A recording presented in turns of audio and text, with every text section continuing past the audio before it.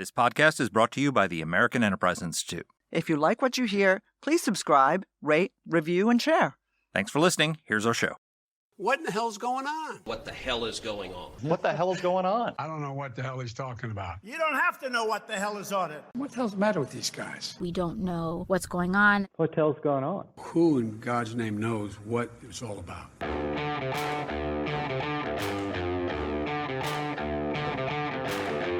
Hi, I'm Danielle Pletka. And I'm Mark Thiessen. Welcome to our podcast. What the hell is going on? Mark, what the hell is going on this week? Well, what we're talking about today is what the hell's going on at the UN with the United States and Israel. So the Security Council just passed a resolution calling for a ceasefire and in Gaza, and the administration, the Biden administration, abstained, which means they basically supported it. You know, because the U.S. has a veto in the Security Council, and we use it on a regular basis to knock down these anti-Israel resolutions, which have been coming, in hot and heavy long before October 7th and this war began. I think Israel is the most condemned country in the entire United Nations, despite the membership of Cuba and Syria and Russia and China and everybody else. But for some reason, Israel is always the target at the UN. And the one country that always protects Israel is the United States. And they let this happen. What the hell, Danny?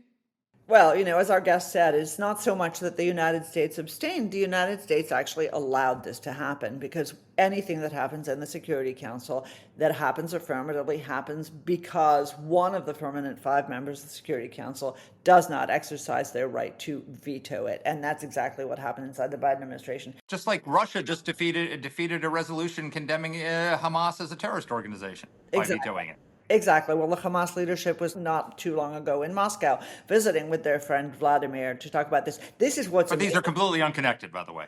Russia and Hamas. Yes. Oh, and Ukraine and all the rest of it. Yes. Right. I mean, Hamas, which embraced the same tactics and stems and grows from the same ideology as ISIS, and ISIS just committed a devastating attack on the outskirts of Moscow against innocent Russian civilians. But now that was Ukraine, Danny. Oh yeah, sorry. I forgot. Forgive me for not listening to Kremlin propaganda. But look, what I want to talk to you about in the short intro that we have, we talk a lot about what's going on in Israel. We talk a lot about the UN resolution. I want to talk for a second about what has happened inside the Biden administration. You and I have, throughout our discussions since October 7th, given credit to Joe Biden for being the sort of beating heart and soul of a pro-Israel slant inside this administration. So if our listeners remember, and they know, as we know all too well in Washington, the Biden administration is the Obama administration with a different person at the top. All the officials are the same. All the senior leaders are the same. All the apparatchiks are the same. And the Obama administration was the most hostile to the state of Israel since the creation of the state of Israel in 1948. Okay, absolutely. Obama not only can't stand Bibi Netanyahu, he has no sympathy whatsoever for Israelis and frankly represents that very extreme left wing of the Democratic Party. Those are the guys inside this administration, but Joe Biden held the line because he was always, like our late great friend Joe Lieberman, part of the pro-Israel center of the Democratic Party. That is now over. Okay, that period has ended. And what I guess I don't want to understand, maybe I understand it, is how those left-wing nuts got a hold of the steering wheel inside this administration. Is it just Michigan? What's going on? Well, it is Michigan in the sense that Joe Biden thinks he can't win the presidency without Michigan, and 5%. It's Dearborn, Michigan has the largest Arab American population outside of the Middle East. And so they are terrified that those voters are going to abandon them and that they will lose Michigan and that this will elect Donald Trump. What they don't take into account is the fact that Michigan also has a large Jewish population, and Michigan has a large population of normal people who, the majority of whom support Israel. I mean, super majorities support Israel. And, I talked about it with our guests, but there was a new Harvard-Harris poll. We just had Mark Penn on the pod, and he asked the most interesting questions. He found that 54% majority of Americans think that Joe Biden is making decisions in the Israel-Hamas war based primarily on his domestic political considerations, not on what's best in foreign policy for the United States, for Israel, for the world. That is more damaging to him in Michigan and everywhere else than pandering to a bunch of, pro-Hamas sympathizers who probably are never going to vote for him anyway because he's not going to abandon Israel. He's not going to do what they want. They don't care Right. what the UN Security Council says. They want him to call it genocide and to cut off Israel and to cut off weapons and to lead the fight against this. And they're not going to be satisfied with anything he does. So it's just all he does is project political weakness. And weakness is devastating politically.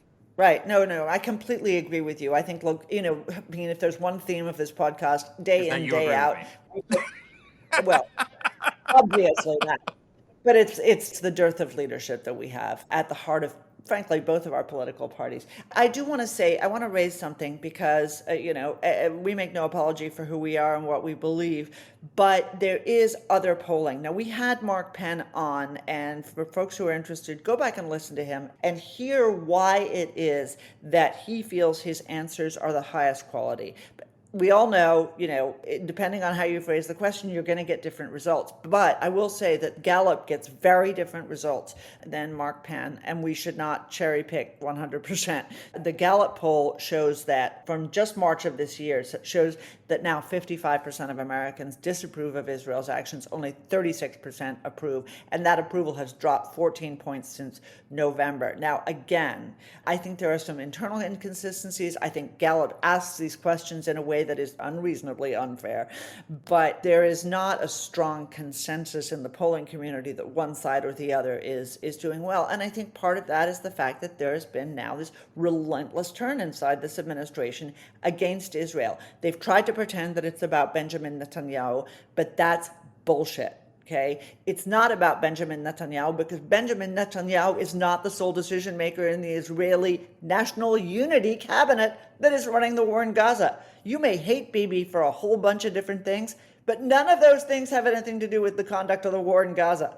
And that's the thing that I think people fail to perceive here. They think they can, split Bibi off from the Israelis and therefore conduct this sort of, political campaign against him and that it won't have an impact on attitudes towards Israel. It just doesn't work that way. Well, first of all, this is why this Biden strategy is so self-destructive. So you're supporting Israel, you're giving them weapons, you understand that they're going to go into Rafah whether or not you want them to or not, and that the unity government there is united in the understanding that they have to destroy Hamas and that they're not going to stop until Hamas is destroyed. There's no political faction of any consequence in Israel that isn't united on that fact. So it's going to happen. And so when you go and let's say the Gallup numbers are correct or it's somewhere in between, that there's some slippage in public support, well, that's in part because the president of the United States keeps criticizing Israel for not caring about civilian casualties. And so when you say that over and over again, then people start to believe that Israel doesn't care about civilian casualties, when in fact, there's probably no country in human history that has taken more efforts to limit civilian casualties in a war than Israel has in this fight. No, And that's right. it's Hamas that is hiding in the tunnels while they're forcing the civilians to stay above in the line of fire. And if the president was saying that on a regular basis, as opposed to criticizing Israel, then maybe the feelings would be different about that. So, it's a self-fulfilling prophecy. Again, not in his political interest. If you're going to support Israel, as he does, then it's not in your political interest to convince people that Israel's the bad guy here. Yeah, well, I think there's a lot of confusion at the top, if I may. That is the If I may understatement of understate the year. that one. And by confusion, you don't mean ideological confusion or moral confusion. You mean literally confusion. Exactly. What did I say No, last sadly, week? that's true. All right. Well, and with that very expected intervention, let's Absolutely. introduce our guest. I'm sure most of our listeners are familiar with Dan Senor, but this is his first time on the podcast. He is the host of a great podcast, highly recommended, called Call Me Back. He's the co-author of New York Times best-selling books, The Genius of Israel, The Surprising Resilience of a Divided Nation, and Startup Nation, the story of Israel's economic miracle. Both fantastic, really interesting books. He's a former DOD official, was a senior advisor to former Speaker Paul Ryan's campaign for president. Dan's been around forever. I remember when he was a young guy on Capitol Hill working for Spence Abraham. So that's how long he's been around. He's a partner now at Elliott Investment Management. Here's our interview. Dan, welcome to the podcast. Hey, great to be with you. Long-time listener, first-time guest. I've been listening to you guys for a while now, and so I'm thrilled to be on it. You have just the right mix of substance and wit and cynicism that I relate to. So I'm great to be on What the Hell. Well, thank you. We appreciate it.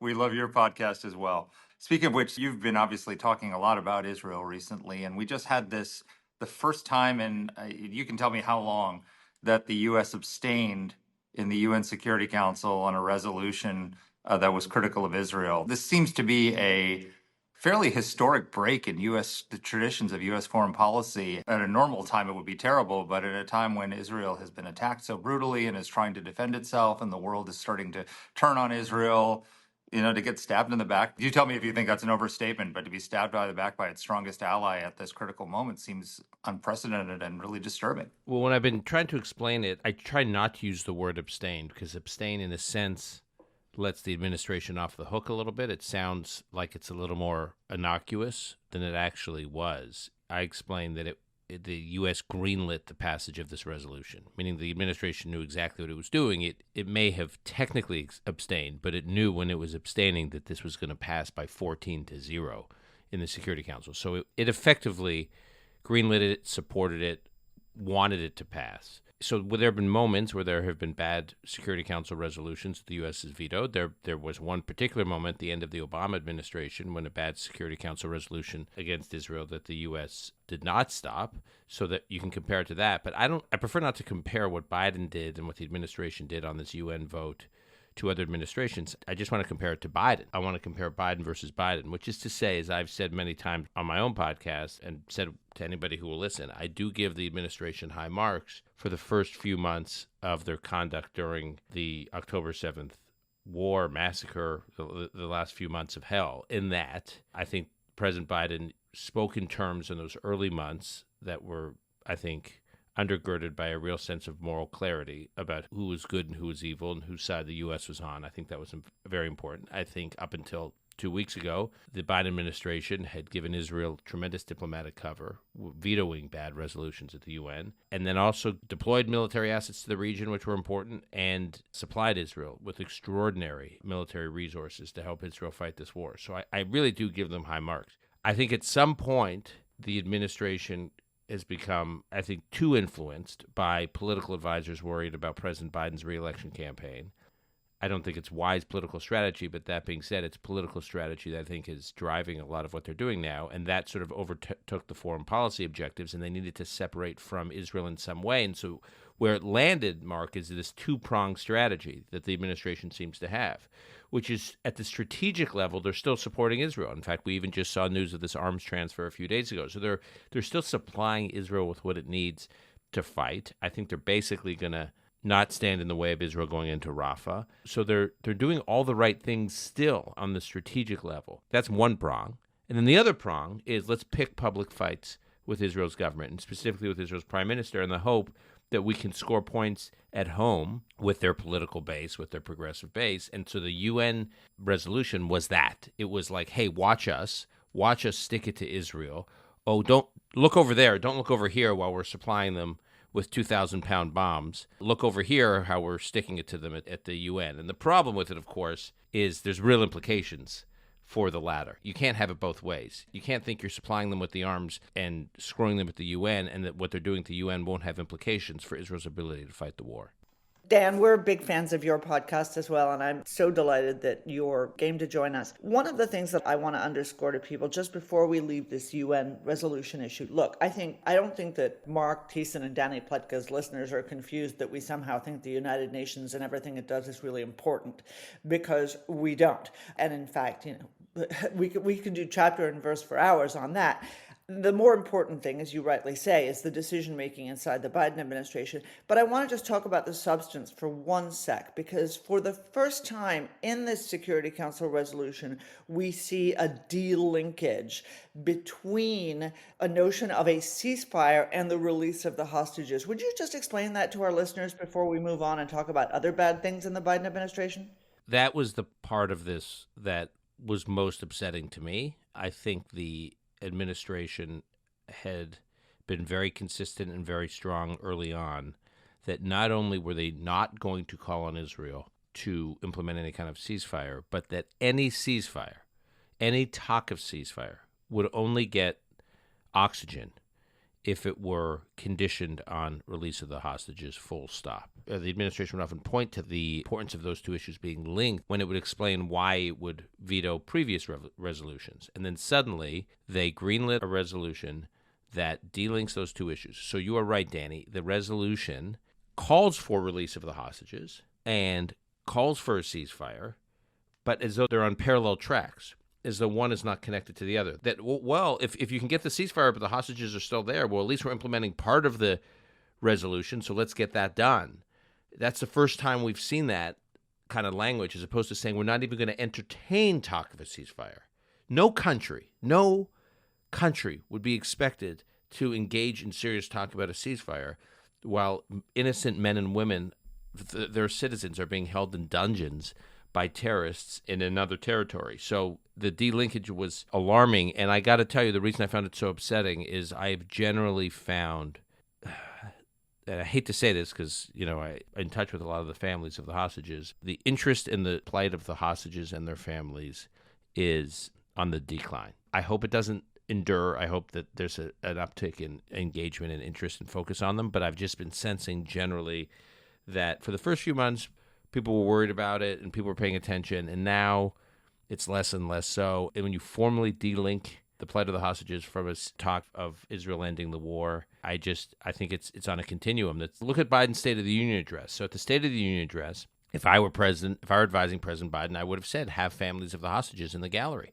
And he didn't. There were family members of the hostages, the Israeli Americans, who were at the State of the Union, but they were invited by members of Congress from both parties. Lindsey Graham, Jackie Rosen, members from both parties invited family members of the hostages. And when the White House learned that, they put something in the speech about it. But they weren't planning to do it on their own. And so I just think generally they're losing interest, maybe too strong a word. I think the White House cares, but I just think there's a general decline. That's the first thing. The second thing I think that was incredibly problematic about the resolution is there was no mention of Hamas. In other words, it didn't say Israel's fighting a war against a terrorist organization, which, oh, by the way, is not an entity that's a member of this body. It is a rogue genocidal organization. That's who Israel's fighting this war against, and Israel did not start the war. The way the resolution reads, you would think that the world woke up one day and Israel and Hamas were in this war. There was just, there's this war going on and we should try to wind it down, as opposed to laying out, wait a minute, who's responsible for this war? How did it start?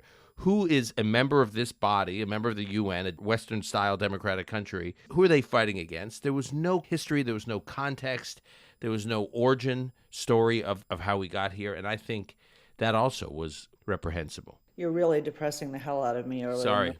Dan. It's not all depressing. I mean, there's some good news. There is, because, again, to overuse that now extremely hackneyed phrase, what happens in the UN Security Council doesn't stay in the Security Council. So even if we say, okay, Security Council doesn't matter, even if we say, yeah, precedent setting, but whatever, it's the UN, they hate the Jews, we have to accept two outcomes from this. One is that the ongoing dialogue that has been stewarded by the Qatari government, and I want to talk about that later in the podcast, but the ongoing negotiations that have been stewarded by the Qatari government with Hamas about a ceasefire, again, the terms of which have been repeatedly accepted by Israel, have been refused by Hamas since that Security Council resolution, number one. And number two, what you say about the hostages. There were huge demonstrations just now in Israel on just this question. First of all, hostile to Bibi Netanyahu, which is something we should talk about as well, but about the fact that people feel like the hostages are being forgotten. Is there any way to get back from this point? Is there a ceasefire ahead? Is there any way of repairing any of this in your view? So first of all, what is most frustrating to me, among the things that are most frustrating to me about this turn by the administration, is the confusing signal it sends to everybody. It sends a confusing signal to Israelis. It sends a confusing signal to Hamas. It sends a confusing signal to Iran and its proxies. It sends a confusing signal to our friends and allies in the region, like Saudi Arabia. So just take each one of these entities, right? The Saudis look at this and say, wait a minute. So you guys had Israel's back for the first few months, and then you effectively, at least at the UN, throw them under the bus, seemingly out of nowhere. For what? For domestic political needs? Like, I often ask, what changed?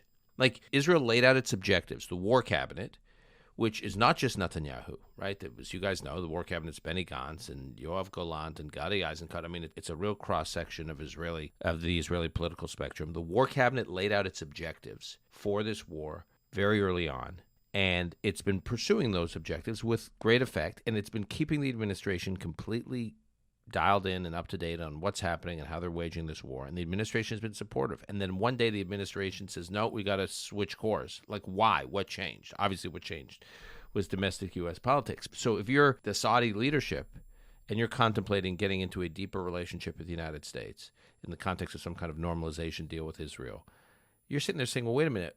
For a few months, the United States has your back, and then one day they just decide for domestic political needs they need to throw you under the bus. And so that's not very reassuring. If you're Hamas or Iran, you look at what's happening and you say, wait a minute, pressure's mounting on Israel. I mean, we know the U.S. was standing firmly by Israel for the first few months of this conflict, but now things may be changing. So why exactly should we go deeper on these hostage negotiations? So it gives them some encouragement because they think the pressure's mounting on Israel. And now the administration constantly is saying, day after, day after, day after, what's your day after plan? What's your day after plan? And you can't even have a conversation about a day after plan until Yahya Sinwar, the leader of Hamas in Gaza, decides it's over. He's losing. This is done. He's not going to emerge from the rubble of Gaza and live to fight another day. It is over. You can't even think about a day after plan till the leadership of Hamas recognizes that they are on the cusp, they're on the brink of a decisive loss, that they are over. And what happens at the UN, the message sent to the UN is, wait a minute, maybe we're not on the brink. Maybe we are going to emerge from the rubble. Maybe there will be a Hamas 2.0. I say to the administration, you want a day after plan? Drive this war to an end. How do you drive this war to an end? Let Israel win decisively. How do you slow that down? How do you stymie it? Give Hamas hope. And what happened at the UN gave Hamas hope. Now, is it irreversible? No. Like I said, I think Israel's going to go into Rafah. The administration knows Israel's going to go into Rafah. I think once they go into Rafah, I don't want to sound overly confident, but at least talking to Israelis who are very involved with this that I speak to, believe that they have learned a lot over the last few months about how to fight this war in Gaza, and they're getting much better at it. They've had some extraordinary successes. The event at the Shifa Hospital over the last 2 days is really extraordinary. And they believe once they go into Rafah, it will be ugly, what happens in Rafah, but they think once they go into Rafah, they're really just a few weeks away from winding down this war. And so if they can get the administration to just back off and give them some space and let them do it, I think this war could actually wind down relatively quickly. Well, you've talked about all the people he's sending signals to. He seems to be more concerned with sending a signal to Michigan than anything else. And he seems to be more concerned with sending a signal to 5% of the Michigan electorate specifically. We had Mark Penn on the podcast last month, and he's one of the best pollsters who asked one of the most interesting questions. And I was just looking at his most recent, his March Harvard-Harris poll. Almost 80% of Americans support Israel. 77% say Hamas should be removed from Gaza. 63% support a ceasefire only after Hamas is removed and all the hostages are returned. 66% believe that Israel is trying to avoid civilian casualties. He asked a new question this month, which I think is absolutely fascinating. He found 54% majority say Biden's decisions on the Israel-Hamas war are being directed by his domestic considerations, not what's best for Israel, the United States, and the world. That is a devastating political statistic for the president. The American people look at him and they don't see him focused on doing what's right, but doing what's politically expedient. That reeks of desperation. Desperation is politically unattractive. Courage is politically attractive. He was standing on the stage at that fundraiser, Radio City Music Hall, with Bill Clinton. Why didn't he take a page out of Bill Clinton's Sister Soldier playbook and turn to those people and say, you know something? Israel is not responsible for the civilian casualties in Gaza. Hamas is responsible for the civilian casualties. Hamas has to be destroyed, and we're going to stand with Israel until every single Hamas fighter is killed and the organization is destroyed. He would have gotten more political advantage from the majority of Michiganders who support Israel than by pandering to these terrorist sympathizers. What is the political calculation in the White House? They think that weakness and pandering is the way to win an election. Well, there are two problems. One is the polling is really interesting to me on U.S. attitudes towards the war in Gaza, because I don't think it's just about standing with Israel. I think there's something else going on, which is I think the war with Hamas has brought to the surface some pretty crazy and scary elements in the United States, where we are literally seeing like pogroms on U.S. college campuses, and we are seeing pro-Hamas protesters shutting down bridges, shutting down, protesting at hospitals, wreaking St. havoc. Patrick's Cathedral on Easter. There you go, St. Patrick's Cathedral. And we can go on and on and on. I mean, it's incredible. At Vanderbilt University 2 days ago, they had to arrest. They suspended something like 20 students. They had to have arrested 3 of them. This is going on everywhere.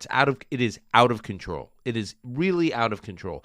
Jewish-owned businesses are being vandalized. That is like the most raw form of anti-Semitism, right? Because it's not like the owners of these businesses, that there's any evidence that they have any direct ties to the Israeli government or decision-making in the war. They are destroying property of Jews. That's what this is about. That is, I'm not being histrionic here, that was Kristallnacht, right?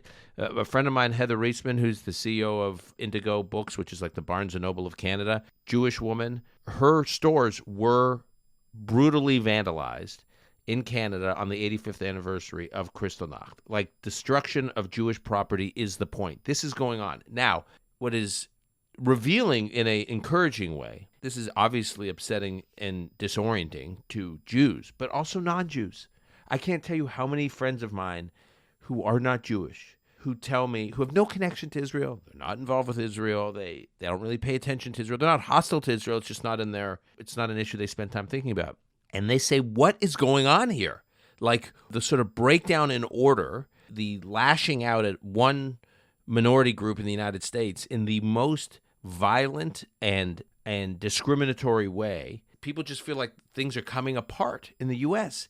And I think that is why there's this rallying to Israel. It's not just that it's an ally. It's not just that we share values with this country. It's a sense that this war has triggered something in the United States that's not okay, and it's emblematic of something larger going on in society. And I think that's the opportunity for Biden. If Biden said, let me tell you why this is not okay, and then he could really lay it out, that is the ultimate sister soldier moment. To me, it is such a missed opportunity. The other point is the idea that they think politically, and again, obviously I'm not advising them on politics, but the Biden team, but they think that they can have it both ways is preposterous. That it is a zero-sum game, that they think that they can like ding Israel a little bit, enough to win over, to mollify the pro-Hamas sympathizers in the Democratic Party, but not too much as to alienate the Jewish voters or people who are sympathetic to Israel. They will never be able to go far enough to mollify the pro-Hamas sympathizers in the Democratic base. They just won't. And anything they do on that dial will wind up alienating a lot of other voters. So in Michigan, you're right.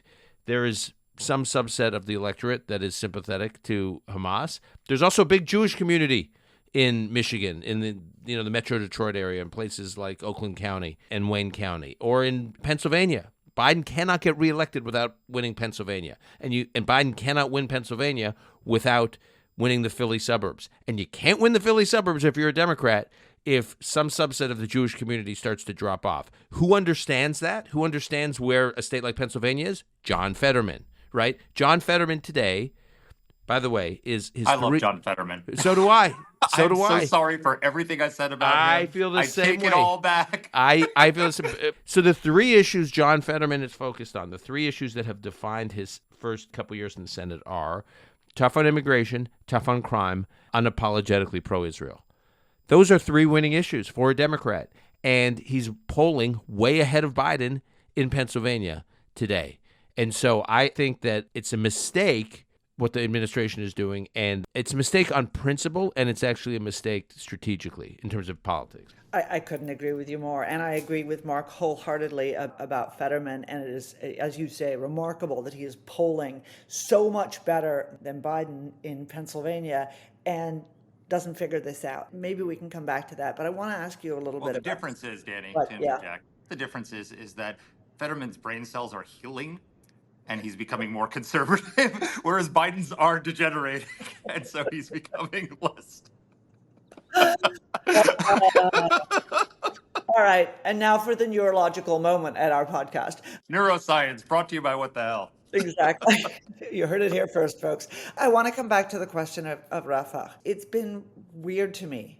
You follow this just as closely, if not more closely, than I do.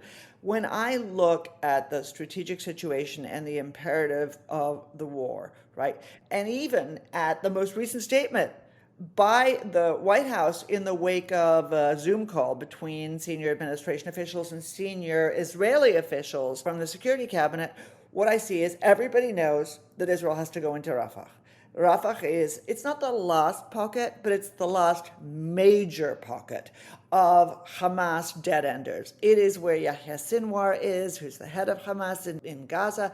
It is where the hostages probably are at this point. And while we know some of the Hamas guys are filtering back into the north, and we see that wherever Israel moves out, they move back in, they're very much remnants. They're not big, strategic, operationally coherent parts of Hamas. So what I don't get is this obsessive attitude towards Rafah, as if it is somehow different than Khan Yunis or it's somehow different than northern Gaza. Do you understand what's happening on the ground there? Well, first of all, I just want to rewind a little bit. What you said, I just want to put a neon sign over it. You are exactly right that Israel, while there may be remnants of Hamas circulating around Gaza, what has been extraordinary about what the IDF has been able to accomplish is the systematic breakdown of the military structure of Hamas. We all tend to think, or have historically tended to think of Hamas as like just this ragtag terror organization. It is a light infantry army. It is organized into 24 battalions. The battalions are each assigned a geographic area within Gaza. There's a real command structure. It is a sophisticated army with sophisticated capabilities that were mostly smuggled in via Egypt over the last 15 or so years. And so what Israel's been doing is systematically breaking down these battalions. That is to say, they're not killing or capturing every member of Hamas. So to your point, some of them will be out there causing trouble, but breaking down the structure, the governing structure and the military structure of this military organization is very important. That's what Israel's been doing. And it can't finish it until it goes into Rafah, because at least, so we're told, about 4 battalions, and 4 of the most powerful battalions within the Hamas structure are there, and a bunch of hostages are probably there, and the leadership of Hamas, or at least Sinwar, is probably there. The reason the administration has gotten into his head that Rafah should be avoided, an IDF operation into Rafah should be avoided, is because the high concentration of Palestinian civilians there. There are about 1.3 million Palestinian civilians there. And the administration just can't fathom how Israel conducts this operation without there being a massive human catastrophe in Rafah. Now, I think the administration, with time, their tolerance for human suffering, human Palestinian civilian suffering, with time, their tolerance for it has gone down. And so now they're looking at Israel conducting this operation where 1.3 million civilians are, and they just don't understand how Israel's going to do it. And so what a lot of the back and forth between the war cabinet and the administration has been about how Israel is going to do it. And I don't think Israel is going to persuade the administration that they can do it without totally avoiding human suffering.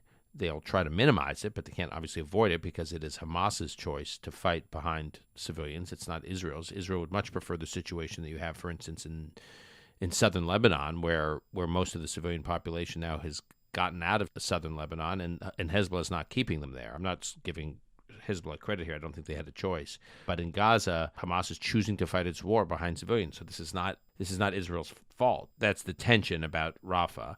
The administration has, my understanding, having spoken to folks in Israel who've been involved in these deliberations with the administration, my sense is that the administration has come up with some ludicrous ideas for how Israel can do how Israel can remove the threat from Rafah without conducting a real ground operation. Israel does not believe that is possible, what the administration is laying out. They do think the ideas are ludicrous. And, let's use these interesting technology capabilities to seal the border with Egypt so that, we'll isolate Hamas and Rafah that way. And, of course, after October 7th, the last thing the IDF wants to hear about is how it can use technology to seal borders. And so I think, Danny, what's happened is I think the administration thought they could convince Israel not to go into Rafah. And I think the war cabinet has convinced the administration that Israel's going into Rafah. In fact, they're going into Rafah even if the United States is outright opposed. And they've just made that very clear publicly. Ron Dermer was on my podcast. He just basically said, no matter what the U.S. says, we're going in. We have to. He quotes Benny Gantz, member of the war cabinet, who was in Washington 3 weeks ago, and he gave this very powerful metaphor. He said this is like asking us not to go into Rafah. It's like asking a fire department that's trying to extinguish a fire from a house that's burning down to stop once only 80% of the flames are burnt out and then leave and hope that those 20% won't require them to have to come back. And that's what you're asking us to do by not going into Rafah. Again, it's not just Netanyahu. The administration wants to make this all about Netanyahu. This is Netanyahu's war. All of the security cabinet, all of them, feel that they lose this war without going into Rafah. Not going into Rafah is not an option. And the administration at this point, I don't want to say they've made their peace with it, but they realize there's no stopping it. And so now they're just trying to figure out how to work with Israel in a way that minimizes civilian casualties, which is a little offensive because there's no country that fights its wars more, as you guys know, with a focus on minimizing casualties than Israel. Like, Israel doesn't need lecturing and finger-wagging from the Americans about the importance of fighting wars that minimize civilian casualties. And as Mark Penn points out, Americans understand that for the most part. But I think just people don't realize, when you say the unity government, this would be as if after 9/11, George Bush had invited Al Gore and John Kerry and Nancy Pelosi into his government, and they were making decisions collectively. It's kind of unprecedented what's happening. It's there. unbelievable. I cannot tell you. I completely agree with you, Mark, that people don't understand this. I mean, I was asked the other day by someone, what would be the impact on the war if Netanyahu were not in office? And I'm not here to this is not a blanket defense of Netanyahu. It's beside the point. I said nothing would change. In fact, I could make the argument that of the war cabinet members, Netanyahu is the most cautious.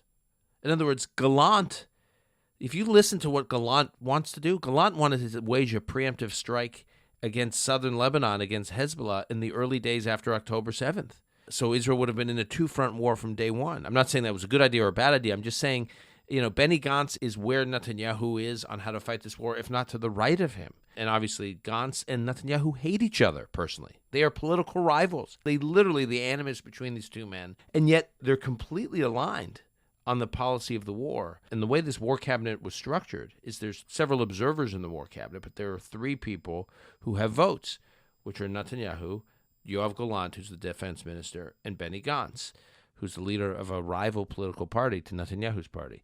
No major decisions about the war cannot be made without a vote of those three men. It's not just Netanyahu. There's no commander-in-chief in Israel. It's just not how it's organized.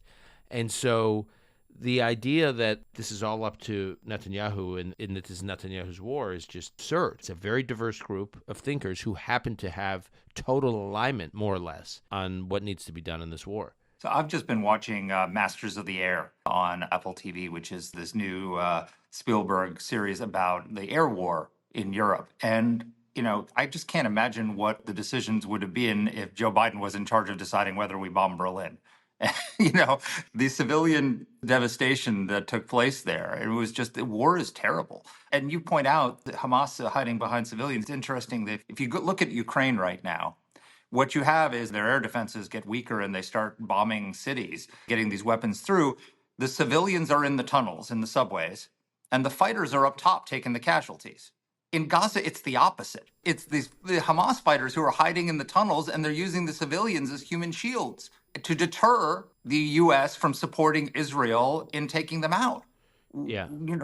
So I don't understand why this administration doesn't explain that to people, that all the civilian casualties are Hamas's fault. They are literally taking civilians and putting them in the way to deter Israel from destroying them, like a bunch of cowards. Yeah. So there are two thinkers on this issue that I encourage your listeners to seek out. One of them is John Spencer, who's the head of urban warfare at West Point, who's one of the foremost authorities on the history of urban warfare. And he basically says that he has never seen a military have to fight the kind of war or the urban warfare war that Israel is fighting. It's not like the U.S.-led coalition fighting ISIS in Mosul. I mean, he just goes through the history. There's nothing quite like it because he can't think of another military that has had to fight an enemy that has developed the tunnel system like Hamas has done in Gaza. 300 plus miles of tunnels. It's the equivalent of like the tube system in the UK, but bigger, super complex, very deep. And that Let me correct you, Dan. We built it for them. Right. Well, yeah. Fair We enough. gave them the money Fair and enough. all the. Fair enough. You know, this is a Western technological Right, achievement. you're the U.S. taxpayer.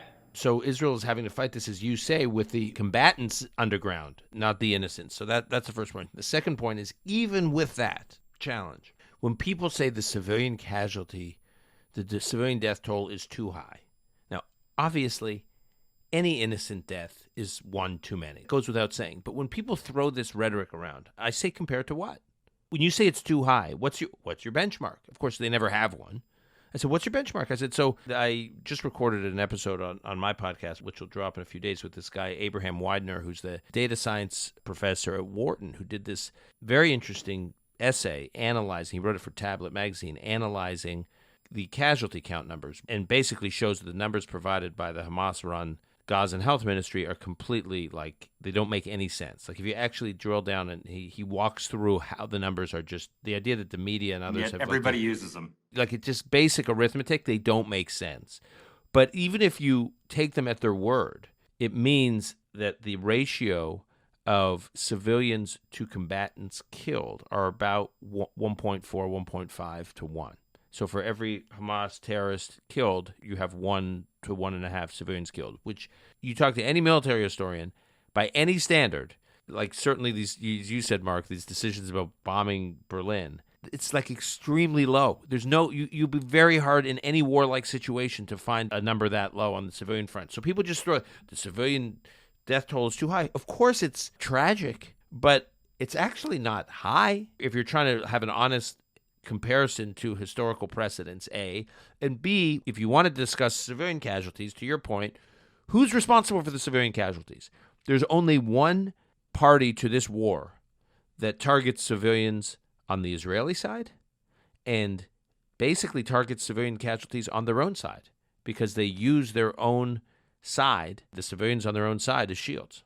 What you're talking about in your conversation with the Wharton professor is super interesting because I wrote a piece for National Review about these numbers. For me, there were a couple of different things that were absolutely fascinating. One was that the Biden administration started out and the president himself said, I don't believe these numbers. We're never going to use these numbers that all come from Hamas that are lies. I'm paraphrasing. It was pretty bold. And then in the State of the Union, he actually uses the Hamas numbers. But what's amazing about this is even if you use the Hamas numbers, which bear no relationship at all to any reality, and there have been increasing numbers of people who now admit that, even if you use those numbers, the ratio of the civilian to the military deaths in Gaza has been not just low, but almost unprecedentedly low. As you say, even if it's in the range of about 1.5, where you're talking about, half as many civilians killed as terrorists, the United Nations claims, and I think, again, it's like so much of what the United Nations says, but the United Nations claims that in war,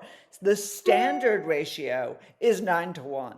Now, I think that's garbage, right? But still, even by those own standards, Israelis are doing incredibly well. Okay, that was just my little footnote of a rant for you about this. It's a rant I agree with. And I also want to say you're exactly right about, I was outraged at the State of the Union where the administration had resisted using the Gazan Health Ministry numbers as a reliable source for the longest time. And I will tell you at a practical level, I spent a lot of time talking to journalists who are trying to get educated about the war, and journalists who are not rah-rah pro-Israel, but they don't wake up hostile to Israel. They're sort of on the fence trying to understand this conflict. They know it's complicated, some of them, and they're educatable. And the number of them that told me that when the administration early on made it clear that they would not recognize the Gazan Health Ministry numbers, that the Gazan Health Ministry was basically a propaganda arm of Hamas, it forced the editorial decision-making within these media organizations to do the same, because they're like, well, if the administration is saying that they don't give any credence to these numbers, how can we? So you'd notice early on, the most media organizations, even ones that were very critical of Israel in the U.S., were still qualifying the use of the Gaza Health Ministry numbers because the administration had put down that marker so clearly. The moment President Biden stopped doing it, first you had a week before the State of the Union where Secretary Austin did it, but then at least the Pentagon corrected it. But then when President Biden did it without qualifying it, that sends confusing signals. It sends confusing signals to everybody. No, absolutely. So this is my exit question. I could talk to you forever, and we do agree about a lot of this, which makes it so much easier. But I want to talk about Qatar because I am continually amazed how the Qatari regime, which funds Hamas directly, which is a home to Hamas leadership, as well as al-Qaeda leadership, as well as the Taliban leadership, as well as every other terrorist group known to man, and funds them and supports them and lets them hide the money that they stole, in the case of Hamas, from the Palestinian people and international donors in their From us. Hamas, right. No, from us. Stole from us. Yes, stole from us. Taxpayers. Yes, stole from the U.S. taxpayer. It is incredible to me that we still are comfortable having an airbase there, that we still treat them as if they are not hostile to the United States. Al Jazeera is the propaganda arm for Islamist extremists. Why is this, do you think? And why do those of us who make this argument, why are we getting so little traction? I want to put one little asterisk on that as well for you, which is when you look at the funding for organizations like Students for Justice in Palestine and other extremist, pro-Hamas, terrorist, anti-Semitic organizations in the United States, especially at the university level, a lot of that money is coming from Qatar as well. Why are we not gaining ground here? I think the Qatar dynamic is really complex for a number of reasons. I think may partially answer your question, not the least of which is the Israelis and the Americans, and I hate to say what I'm about to say, but the Israelis and the Americans for the longest time were on board with this arrangement. And I know it. I've spoken to Israeli officials who were involved in cultivating the relationship. Administrations of both parties for a couple of decades have been part of this arrangement. And the theory was, let's just take the Hamas piece, because I know less about.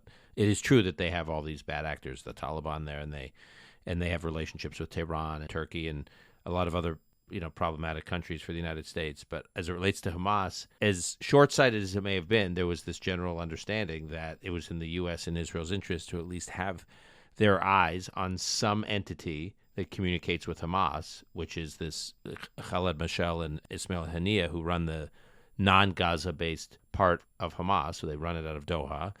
And it's better that they have eyes on those folks and access to them indirectly rather than them disappearing and, going to set up their offices in somewhere like Beirut or Tehran or Istanbul. Better they have it in a place where there's a U.S. military base, there's a lot of U.S. surveillance and U.K. surveillance, and they could have that channel. Again, we can say it's misguided, but everyone was on board with it. The U.S. was on board with it, and I hate to say it, Israel was on board with it. Now, from Doha's standpoint, I often think about their situation. Is it ideological or is it survivalist? So they definitely feel under threat in the region. The 2017 blockade by the other Gulf states of Qatar, the sense that they share gas fields with Iran effectively. I mean, they're right next to Iran. They're a tiny country with a tiny population, something like only 200,000 citizens, actual citizens. Most of the population are foreign nationals. That they could be wiped at any moment. They just kind of want to be Switzerland. It's a survivalist strategy. Or do you believe it's ideological, where they're like ideologically committed to all these causes? Hamas, Islamic Brotherhood, Taliban. I tend to think it's the former. I tend to think it's more survivalist. I don't know, though. And we'll learn a lot, I think, after this war, because I think Qatar's going to have to make some decisions. I think that the tolerance for the relationship with Hamas, or the sense that it's in U.S. and Israel's interest for them to have this channel to a Hamas affiliate in Doha it's not working out exactly as I think Jerusalem and Washington had thought it would. And then the question is, if it's not ideological, could it be a number of folks who are wrestling with this issue that I talk to American policymakers is they say, well, wait a minute, not people who are political appointees, just kind of people who are generally like in the system, in the Pentagon and elsewhere. They say, could this be like the Saudis after 9/11? where the Saudis flipped and over a decade or decade and a half after 9/11 went through this modernizing period, and where they stopped funding the crazy Wahhabism, and they stopped funding these madrasas in Saudi Arabia and around the world, and these mosques, and stopped exporting this hate, and they tried to actually modernize. Could Qatar go to the same path? That is, their strategy been purely survivalist, but now it's backfiring. I don't know the answer to this question. I'm more of an observer on it than directly involved in any way, but I'm curious what you guys think. Could they go the way of Saudi if they realize it's becoming more of a liability for them than an asset? I mean, my answer to that is no, for very simple reasons. They have created a culture around these ideas that is self-fulfilling. So, the come to Jesus moment, if I can use a weird expression for the Saudis, the country Biden used it with Netanyahu. right, for them was 9/11, right? Because they had been funding all of these groups. I think the problem with the Qataris is that their playing both sides has become almost doctrinal, and they've also educated their population. And that for them is very important too, because as you know, none of these populations are that stable. And so they've done that. But I mean, they've been complicit in the murder of American citizens. They've been complicit in the murder of US troops. Al Jazeera has helped. And by the way, the Israelis say Al Jazeera also is helping Hamas on the ground inside Israel. So the other problem, Dan, of course, is that nobody has actually come to them and said, okay, now is your fatal moment of choice.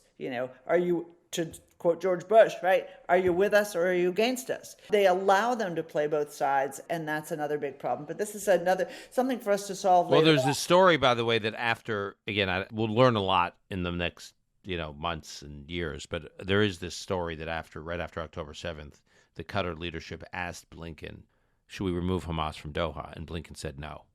We'd rather keep them here and keep people have this channel. Again, we could say it's misguided, but to your point, people have allowed them to. Right. All right. Well, exit question from me. I mean, one of the problems we have here that is with the Biden administration is they don't seem to believe in victory. You see this in Ukraine, where they give the Ukrainians just enough weapons to hold off the Russians, but not the weapons they need to actually retake the territory that the Russians have taken. And yes, Israel can defend itself, but you have to put civilian casualties ahead of victory. But also we want it to end as quickly as possible. Here's the thing, though. It's not going to end after Rafah, because Hezbollah is next, right? It's not a question of whether they go after Hezbollah. It's a question of whether it's sequential or simultaneous. They'd prefer it, I think, to be sequential. But what's going to happen to the Biden administration's support and international support when the war with Hezbollah really takes off? I was with Yossi Klein Halevi, who's an interesting thinker in Jerusalem, public intellectual. He was in New York last week. I was recording a podcast with him, and we were leaving the studio and we were walking, and he was talking about this press statement that Netanyahu had given at a cabinet meeting shortly before that, where he said, the world has already forgotten what happened to us on October 7th. And he kind of he was trying to remind listeners what had happened to Israel on October 7th. And Yossi's complaint was he agreed with everything Netanyahu said, which is rare these days because he's a big critic of Netanyahu. But he said, I agreed with everything Netanyahu said, but he says, I want him to stop saying what happened to us, because the threat that Hamas poses is much bigger than to us, to Israel. That if Hamas survives, the threat it poses to the West, the impact is civilizational. If an entity like Hamas can do what it did on October 7th and still be standing, we need to start talking about the impact of Hamas's survival after October 7th for everyone who cares about freedom and normalcy and individual liberties and Western civilization. And it'd be wonderful if the Biden administration talked about it too in those terms, because it has impact. It's not just about those poor Jews in Israel who suffered. It has much bigger implications, and it'd be important if the Biden administration talked in those terms. As for Israel going into the north, I do think it's just a matter of time, but I do not think it's near term. Look, I think that there's some interesting targets of opportunity, like what we saw over the last few days with Israel. It appears to be Israel having struck this diplomatic facility, the Iranian diplomatic facility in Damascus, and taking out a senior IRGC. Diplomatic facility, air quotes, right? Yes. Well, they can't see us. They can't see you doing the air quotes. They can only hear us. But yes, assumed air quotes. So I think Israel is going to get more aggressive about taking out officials tied to Hezbollah or people supporting Hezbollah. But I don't think they're in a rush to go to war against Hezbollah for a variety of reasons. One, they do have to finish off Rafah, and that's going to take some time. Finish off Hamas, and I don't think they want to be in a two-front war. B, they're having a hard enough time with the administration dealing with finishing this war with Rafah, I think the last thing they want to do now is inject into their dialogue with the administration the possibility of a northern front and what that would entail. I don't have a crystal ball here, but I would be surprised if Israel, on the one hand, they're preparing for war. They're definitely preparing for war in the north, but I would be surprised if it happens really soon. I think it's most likely, and I'm a minority on this, I think it would be unlikely to happen before the U.S. presidential election, just for purposes of making sure they have the administration on side, finishing off its war with Hamas. I think making a commitment that they won't open the next front before the election. Now, obviously, it's a dynamic situation, and Israel could say we have no choice, and Hezbollah is getting more aggressive, and we've got to deal with them now. Like I said, it's dynamic, and things can spiral out of control, but I don't believe Israel's in a rush. They're preparing for war with Hezbollah, but they're not in a rush to fight a war with Hezbollah. I lied because you mentioned the presidential election, so I have a follow-up question. So we just had these Israeli journalists who met with Donald Trump at Mar-a-Lago and came away, according to Jonathan Swan, our friend at the New York Times, very troubled. Meaning, and basically Trump said, you got to finish up this war. You got to get it done. We have to get to peace. We can't have this thing going on. What's the Trump administration going to think? I think Trump would have a strategy for victory in the sense he wants to get it done by Israel just wiping out Hamas and taking the gloves off and finishing it so we can get this done. But how is the Trump administration going to see this, particularly with the next phase with Hezbollah? So I have no idea what Trump really thinks about this war. Neither does he. I know. I get asked this all the time. What would Trump do? I mean, I say, first of all, look, what we can say is based on how his administration conducted policy vis-a-vis Israel, he would be very supportive, and I think their legacy and record speaks for itself. But, I mean, who knows? I mean, I can't put that much stock in it. I thought it was an odd formulation, what he said, which is just wrap it up, basically. Now, he didn't say Israel's got to rein in what it's doing. He wasn't saying, don't do this, do this. So he wasn't like putting constraints on Israel like the administration is doing. So when I've pressed folks close to his world, I say, what was that interview? This is the Israel Hayom, the Israeli newspaper that you're referring to. When I say, what was he thinking with this? This is concerning. They're like, well, keep in mind, he just thinks it's in everyone's interest for this to wind down, but he's not telling Israel how to fight the war, which is much better than the Biden administration. Mark, who the hell knows? I mean, I to try to understand what is going on in his head and around him on this issue, I honestly, I will speak with confidence about things I know. This is one I have no idea because, as Danny said, he may not even know. Yay, election year. Can't wait. Can't wait for the next day, every single day of this year. At least we didn't have to talk about RFK.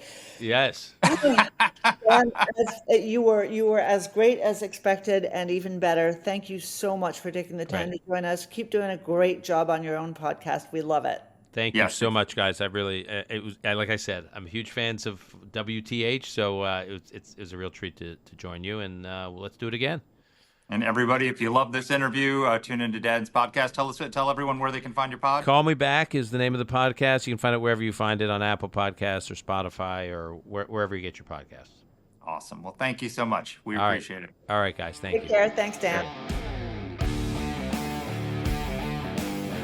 Danny, what do you think the Trump policy on Israel is going to be? Look, I said I don't think he knows. I've talked to a bunch of people who are wondering. In fact, a good friend of ours, I won't mention her name, but who just went off on a visit to Israel. And she said people keep asking her, what's Donald Trump's policy? What's Donald Trump's policy? She said, I can't even find someone who works for Donald Trump, who handles foreign policy, who knows what his policy is. But that interview with Israel Hayom is really not heartening, and it suggests that as capricious as he has been historically, he is now even more ridiculous. He's mad about the fact that Bibi Netanyahu congratulated Joe Biden on his election victory. I mean, what the hell? Well, I read that interview slightly differently. Of course you did. Having interviewed Trump and engaged with him a great deal in the past, there's a tendency for everyone to take Trump's pronouncements and pose the worst possible reading on them and then start setting their hair on fire. And I think that's not what he was saying. I think the difference between Biden and Trump on Israel is that Trump would not be telling Israel to focus on avoiding civilian casualties.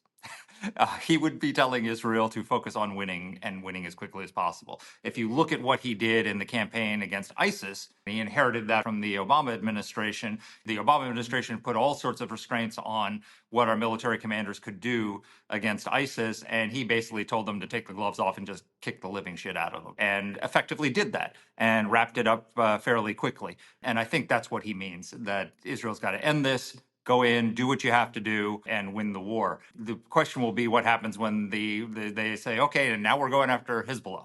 What will Trump do there? The concern I would have, and I think that many of us have, is that the problem with the second Trump administration's policy towards Israel and other places might not necessarily be Donald Trump. It might be the people who he surrounds himself with, because we always look at the foreign policy successes of the first Trump administration, which I am much more supportive of and admiring of than you are. But they were enormous successes in the first Trump administration.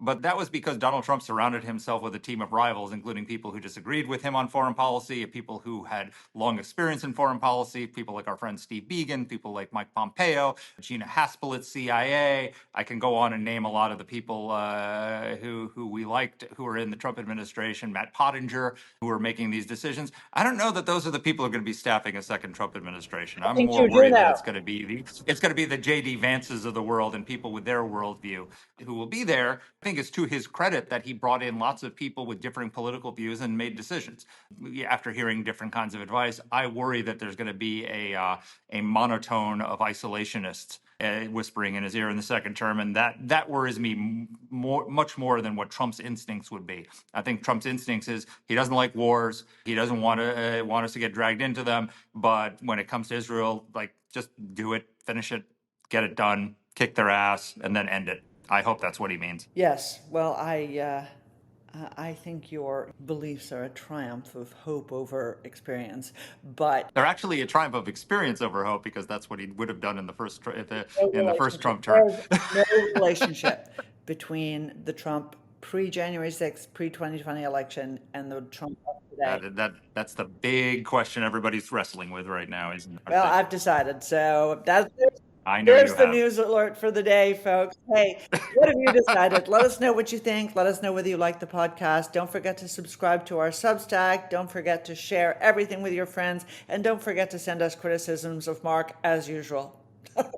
And if you've gotten this far, we think you like the podcast. So tell everybody about it and spread the word. Take care, folks. See you next week. Let us know what topics you'd like us to cover. You can get in touch with the show by emailing us at whatthehell@aei.org. Or you can reach us on Twitter. I'm at @dpletka. And I'm at Mark Thiessen. That's Mark with a C. Please rate and review the podcast. If you like the show, please subscribe, share it, comment on Apple Podcasts, or wherever you're listening to this. Thanks for listening.